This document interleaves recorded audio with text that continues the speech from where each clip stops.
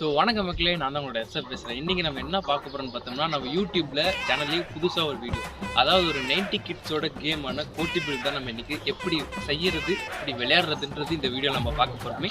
இந்த வீடியோ பிடிச்சிருந்தா like share subscribe தட்டி தெரிவிக்க விட்டுருக்கு. எப்படி செய்கிறதுன்னு வாங்க பார்ப்போம். என்ன பண்ணிட்டு கேட்டோம்னா, இந்த மாதிரி பச்சை குச்சி எடுத்துக்கணும். இதுக்கு வந்து அழுச்சி குச்சி கரெக்டாக இருக்கும், வேப்பம் குச்சி, இந்த மாதிரி நிறைய குச்சி இருக்கும். எந்த குச்சி வேணாலும் நீங்கள் எடுத்துக்கோங்க. இப்போதைக்கு எடுத்துக்கிட்டு அழுஞ்சி குச்சியெல்லாம் காடாக தேட முடியாதுன்றதுக்கோசரம் இந்த குச்சி எடுத்திருக்கேன். இது என்ன குச்சின்றது தெரியல. சீத்தாப்பழம் குச்சி. சீத்தாப்பழம் குச்சி. இது மச்சான் வெட்டிட்டோம்னா இது கொஞ்சம் விக்ட் அதிகமாக இருக்குது, தப்பமாக இருக்குது. ஸோ அதனால் இது வந்து போட்டி செய்ய முடியாது, கொஞ்சம் கஷ்டம். அடிக்கும்போது கை கொஞ்சம் இந்த இடத்துல வெயிட்டாக இருக்கும். அதனால் நம்ம சின்னசாக கொஞ்சம் ஸ்லிம்மாக எடுத்துக்கலாம். நம்ம அதனால் இந்த குச்சி எடுத்துக்கலாம். அவன் கழிச்சு வச்சிருக்கான், நான் தான் சொல்லிட்டு வந்து இதெல்லாம் கல்றா இந்தமாரி அப்படின்னு கழிச்சு வச்சிருக்கான். ஸோ இந்த குச்சி வந்து நமக்கு தேவையான அளவுக்கு கட்டிக்கலாம். நம்ம என்ன சைஸ் வேணுமோ அந்த சைஸ் இது இருக்கிறதுனால இந்த இடத்துல இது ஒரு கிளை வந்திருக்கனால இந்த இடத்துல கொஞ்சம் இது இதாக இருக்குது. அதனால் இந்த இடத்துல கட் பண்ணிக்கலாம். கட் பண்ணிவிட்டு இவ்வளோ வரைக்கும் நம்ம இது வச்சுக்கலாம். பச்சை குச்சி. இதுக்கு மேக்ஸிமம் அழிஞ்சு குச்சி தான் கரெக்டாக இருக்கும். இதில் ஒரு புல் செய்யலாம். இருங்க, ஒரு உங்களோட நார்மல் கை எடுத்து ஒரு ஜானு, 2 ஜானு, ஒரு 3 ஜானில் வெட்டிக்கோங்க. 3 ஜானில் வெட்டினீங்கன்னா உங்களுக்கு ஒரு நல்ல கம்ஃபர்டபுள் கிடைக்கும் கையில் பிடிக்கும்போது.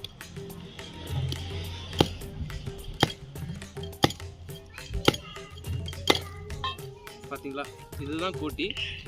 ஒரு 3 ஜானில் வெட்டினால இது வந்து பிடிக்கிறதுக்கு நல்லா எப்படி இருக்குது. ஆனால் இது பச்சை இருக்கிறதுனால கொஞ்சம் லைட்டாக வெயிட்டாக இருக்குது. வேப்பங்குச்சி இந்த அழிஞ்சு குச்சி வெட்டினோம்னா அது கரெக்டாக இருக்கும். ஸோ இப்போதைக்கு இந்த தூளெல்லாம் சீவி எடுத்துகிட்டு கொஞ்சம் ஒயிட் பண்ணிக்கணும்.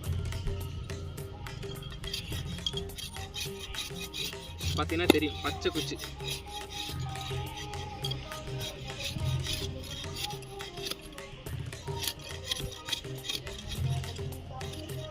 இப்போ வர்ற 2K கிட்ஸ்க்குலாம் இந்த கேம்னா என்னன்னே தெரியல.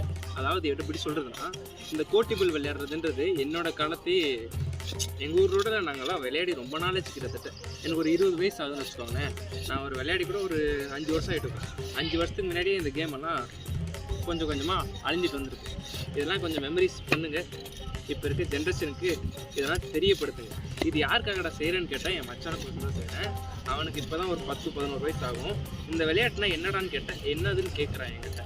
ஸோ அதனால் வந்து அவனுக்கு தெரியப்படுத்தணும் இந்த விளையாட்டெல்லாம் அப்படின்றதுக்கோசரம். இன்னும் 90 கிட்ஸோட விளையாட்டு நிறையவே இருக்குது. இந்த பொம்பரை ஓடுறது, இந்த நுங்கோண்டி ஓட்டுறது, குறுக்க இந்த கௌசிக் வந்தா. ஆமாம், இந்த புள்ள ஒருத்தி மட்டும் தான் நல்ல பிள்ளை. சரி, ஓகேங்க, வீடியோ அப்படி எடுத்து வாங்க. நிறைய சொல்ல வேண்டியது இருக்கு. பார்த்தீங்கன்னா இப்போ வெளியே வந்துச்சு, சூப்பராக இருக்கு.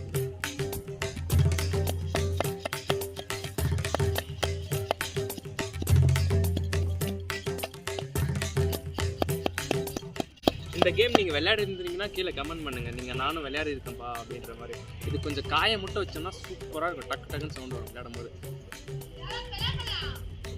ஓகேங்களா, இப்போ இதுக்கு நம்ம புல்லு செய்யணும், அதை மட்டும் செஞ்சுக்கலாம்.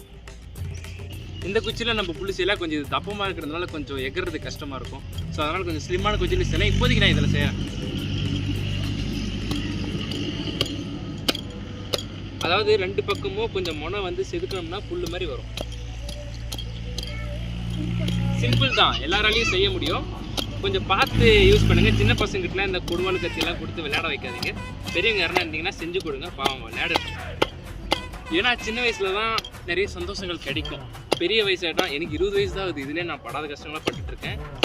அது வேறு விஷயம், அது வேறு டிபார்ட்மெண்ட்டு. ஓகே, இது வந்து இப்போ நம்ம இது வரையும் வெட்டிக்கலாம்.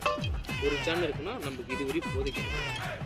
இது வரையும் போடணும்னா நான் இது வரையும் சீவனேன்னா இந்த இடத்துல இது ஒரு 4 விரல கேப் கிடைக்கும். சரியா போடும். இது வெட்டிக்கலாங்க.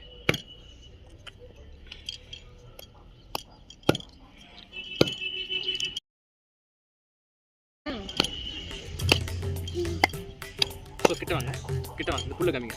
இது பெருசு இருக்குங்களா? பெருசாக இருக்குன்னு நினைப்பீங்க. இது சீவனா கரெக்டாக இருக்கும். இதேமாரி போனால் இந்த பக்கமும் போகணும், இந்த பக்கமும் செதுக்கணும். அவ்வளோதான்.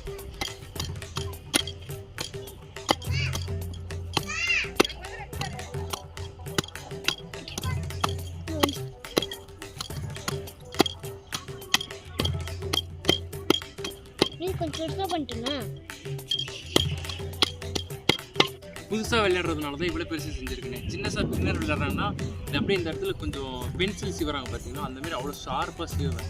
ஏன்னா அந்த இடத்துல ஷார்ப் இருந்தாங்கன்னா யார் மேலாம் பட்டுச்சுன்னா பாதிப்புகள் நிறைய உண்டாகும். ஏன்னா இந்த இடத்துல ஸ்கின்னு கிளியர்தாக இருக்கட்டும், ஸோ அதுமாரிலாம் இருக்கும். ஸோ அதனால தான் இவ்வளோ கொஞ்சம் ஷார்ப்னஸ் கம்மி பண்ணிவிட்டு கொஞ்சம் அடிச்சா எகிற மாரி மட்டும் வச்சுருக்கேன். ஸோ இப்போ அது வந்து விளையாடி பார்க்கலாம் எப்படி இருக்குன்றது. அப்படி அடிக்கிறது ரொம்ப நாள் விளையாடி நான் ஆகுதுனால டெச் விட்டு போச்சு. அப்படி விளையாடுறது. So Tata Baba, see you.